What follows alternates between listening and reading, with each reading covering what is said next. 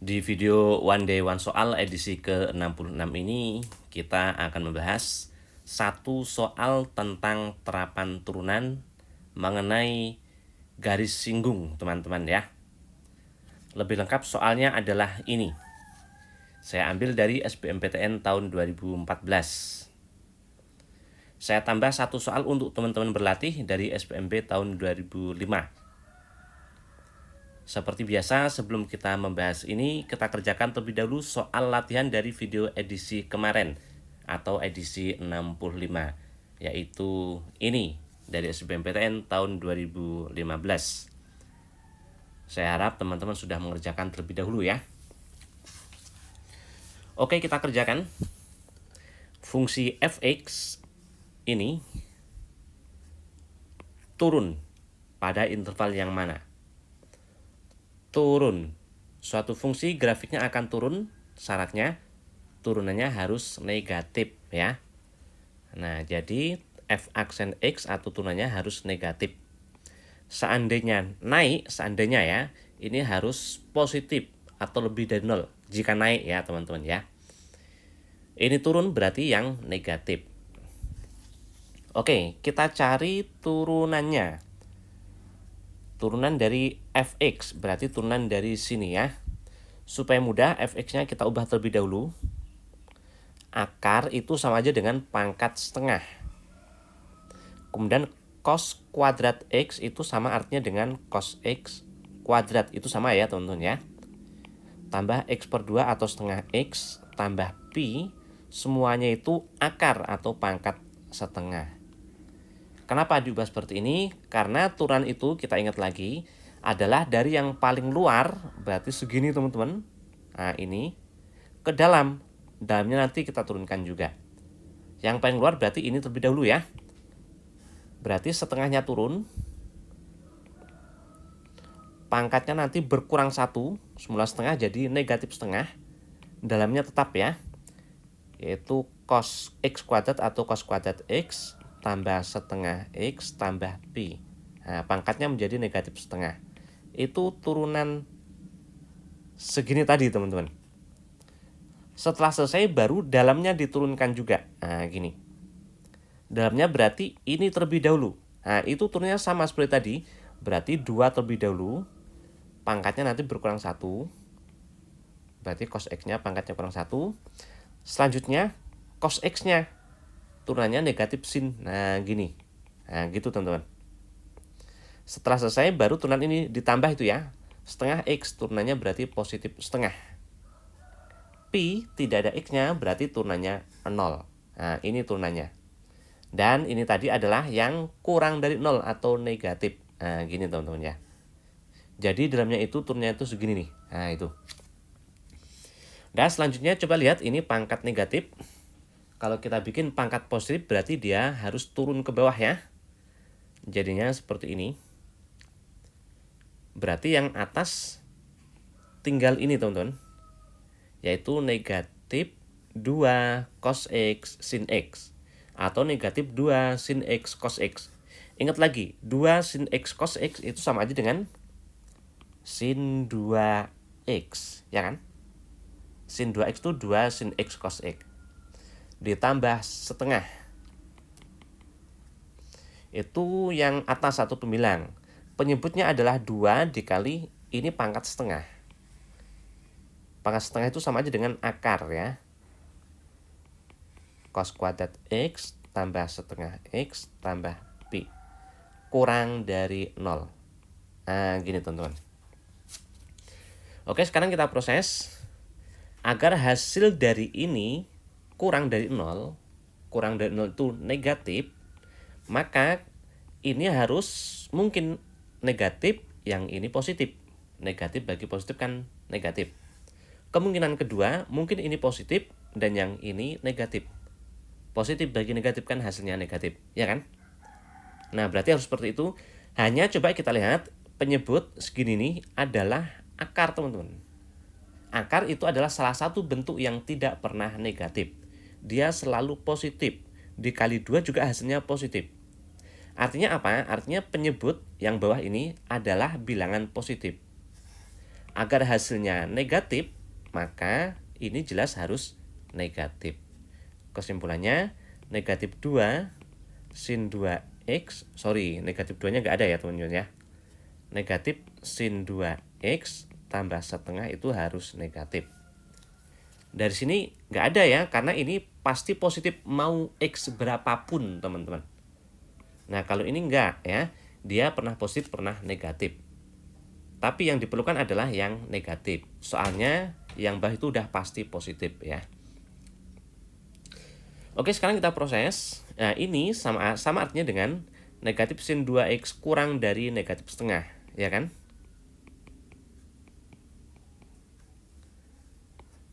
Sebentar. Saya pindah ke sini biar nanti muat ya. Negatif sin 2x kurang dari negatif setengah. Lah itu sama artinya dengan kalau kita kali negatif 1 semua ruas, ini menjadi sin 2x, negatif setengah jadi positif setengah. Hati-hati kalau dikali dengan negatif, tanda pertidaksamaan ini harus dibalik. Nah, gini. Oh, berarti yang diperlukan adalah sin 2x lebih dari setengah. Dengan x-nya itu positif, ya. Nah, x-nya positif. Artinya 0 ke kanan. 0 ke kanan. Semua yang di kanannya. Berarti yang sebelah sini, teman-teman ya. Oke, 0. Misalnya ini 2pi. Ini pi, ya. Berarti ini pi per 2. Ini 3pi per 2. Saya bikin gini kenapa? Karena ini artinya dari 0 sampai pi per 2 itu artinya kuadran 1. Dari pi per 2 sampai pi itu artinya kuadran 2. Ini kuadran 3 dan ini kuadran 4. Sekarang kita lihat sin 2x lebih dari setengah. Yang sama dengan setengah itu sin berapa? Sin 30 atau pi per 6, ya kan? Nah, berarti pi per 6 itu persis di situ nilai sinnya setengah. Pi per 6 ini pi per 2 ya. Pi per 6 itu artinya berarti 1 pi ini dibagi 6 bagian, teman-teman. Artinya berarti segini dibagi 3 ya. Nah, gini. Ini pi per 6. Persis di sini nilainya adalah setengah. Nilai dari ruas kiri atau sin 2x. Sin positif selain kuadran 1, kuadran 2, berarti di sini. Nah, itu simetris, teman-teman. Jaraknya sama ini, pi per 6, berarti ini juga jaraknya pi per 6 segini nih. Nah, kita tahu pi itu sama aja dengan 6 pi per 6. Jaraknya pi per 6 berarti sini 5 pi per 6. Persis di sini nilainya juga setengah. Nilai dari sin 2x, ruas kiri itu ya. Oke, selanjutnya kalau 90 derajat sinnya berapa? 1. Berarti kan paling besar di sini kan? Iya kan? Persis di sini nilai setengah dan di sini nilainya 1. Yang kita cari yang lebih dari setengah berarti harus di dalam sini, teman-teman. Nah, inilah dia nilai dari, inilah dia sin 2x-nya. 2x-nya, teman-teman, sudutnya ya. Dah, kalau gitu ketemu sudutnya yaitu 2x itu di antara pi per 6 sampai 5pi per 6. Kita mau cari x-nya, artinya semua ruas dibagi 2. Pi per 12, ini 5pi per 12. Inilah dia jawabannya, teman-teman. Yaitu yang C. Oke? Bagaimana hasil kerjaan teman-teman? Mudah-mudahan tidak ada kendala ya. Bagi yang masih keliru, coba lihat lagi kelirunya di mana. Ya. Bagi yang mentok, kok macet? Nah, dilihat macetnya di mana. Itu harus diatasi, teman-teman ya. Oke, selanjutnya kita bahas ini, soal yang saya bagikan sekarang. Garis L mempunyai gradien 2. Nah, garis teman-teman. Kita ingat lagi. Garis itu persamaannya apa? Y sama dengan mx tambah c ya. M itu gradien. Atau bisa juga kita pakai Y negatif Y1 sama dengan mx negatif x1. Nah, terserah kita, teman-teman. Kita pakai yang ini aja ya, yang lebih sederhana ya. Gradiennya 2, artinya M-nya 2. Berarti garisnya, garis L itu ya. Garis L itu adalah Y, ini titik 2, teman-teman ya. Y sama dengan MX, M-nya 2, 2X tambah C. Nah, ini persamaan garisnya. Jika garis L menyinggung grafik ini di titik X sama dengan 1, berarti itu titik singgungnya. Ada kurva ya ini ya. Nah ini parabola teman-teman, terbuka ke bawah ya. Ilustrasinya supaya lebih kelihatan bisa kita gambarkan seperti ini. Parabola terbuka ke bawah, nah gini ya. Kemudian garis L itu menyinggung, tapi gradiennya 2. Positif 2 tuh, kalau positif gradiennya kayak gini teman-teman ya. Kalau ini negatif ya. Berarti inilah dia garis L-nya teman-teman. Titik singgungnya kita anggap di sini. Ternyata titik singgungnya itu X-nya 1. Hanya Y-nya kita belum ketemu. Perhatikan titik singgung ini terletak di kurva, ya kan? Berarti masukkan ke persamaan kurva. X-nya 1, negatif 1 kuadrat. 1 kuadrat 1 kan negatif, berarti negatif 1 ya. Tapi masih ada P. P kali 1 itu P tambah 1. Berarti kan belum ketemu ya. Oke, kalau gitu nanti dulu. Apalagi yang diolah? Perhatikan kalau ada garis ya menyinggung kurva teman-teman yang berlaku gini. Garis menyinggung kurva ya. Garis menyinggung kurva. Yang berlaku gradien garis, M itu gradien ya. Harus sama dengan gradien kurva tapi di titik singgung. Nah, ini yang berlaku teman-teman. Oke, garis L menyinggung kurva. Berarti gradien L harus sama dengan gradien kurva.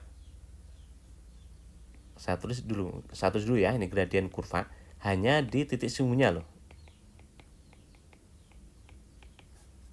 Gradien L-nya udah ketemu. Nah ini, 2. Gradien kurvanya ini. Gradien itu sama aja dengan turunan. Nah, berarti turunannya negatif 2X positif P. 1, 0 ya turunannya. Di titik singgung. Nah, inilah titik singgungnya. Di X sama dengan 1. Oh, X-nya ganti dengan 1. Negatif 2 ke 1 positif P ya. Nah, ketemulah P-nya 4. Karena P ketemu, otomatis kurvanya itu ketemu teman-teman. Yaitu Fx atau saya bikin Y ya, sama aja ya. Negatif X kuadrat positif PX dengan P-nya 4 positif 1. Nah, ketemulah ini tadi persamaan kurvanya ya. Ketemulah titik singgungnya ini teman-teman. Karena dia terletak di kurva, masukkan. Lah ini salah satu kunci ya. Kunci untuk ngerjain soal tentang grafik teman-teman.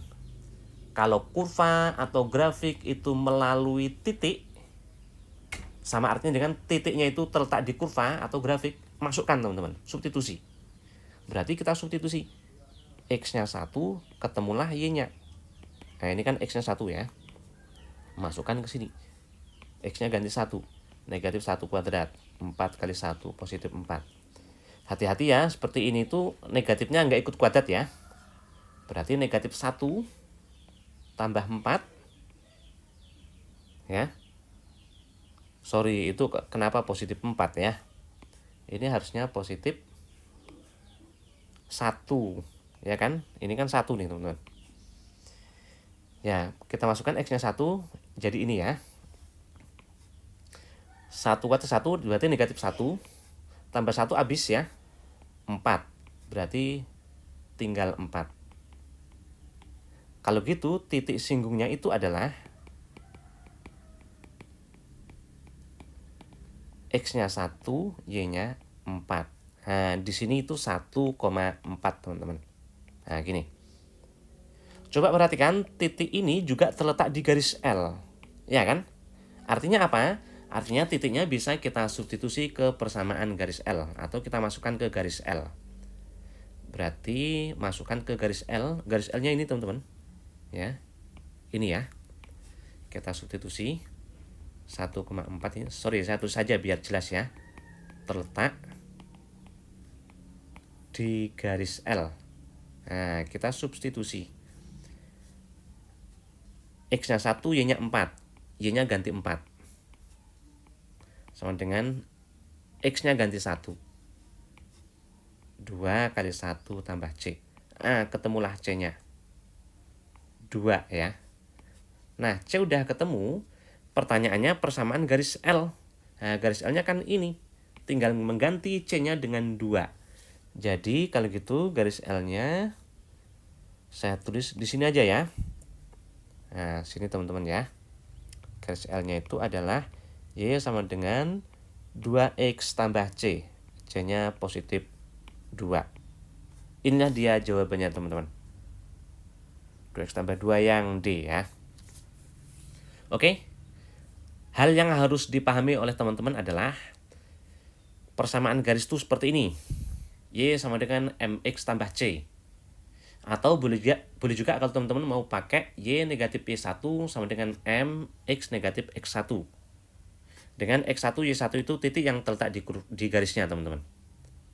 Kedua, kalau garis menyinggung kurva, maka gradenya itu pasti sama. Hanya di titik singgungnya aja ya. Dan yang ketiga, kalau titik terletak di kurva atau garis, intinya titik terletak di situ teman-teman, masukkan ya, substitusi. Jadi itu kata kunci untuk mengerjakan soal tentang kurva ya. Oke, selanjutnya silakan teman-teman latih soal ini dari SPMB tahun 2005. Mudah-mudahan tidak ada kendala ya. Bagi teman-teman yang mungkin bermasalah, coba lihat lagi pembahasannya di sini, pahami lagi, coba kerjakan lagi ini. Atau kalau enggak, coba teman-teman kerjakan yang ini dulu, tapi nggak usah lihat pembahasannya. Nanti seandainya macet, nah baru lihat ini. Oh, aku macetnya di situ. Itu pasti teman-teman akan lebih paham ya. Dan selanjutnya bisa mencoba ini. Oke, mudah-mudahan ini bermanfaat buat teman-teman. Dan terima kasih semuanya.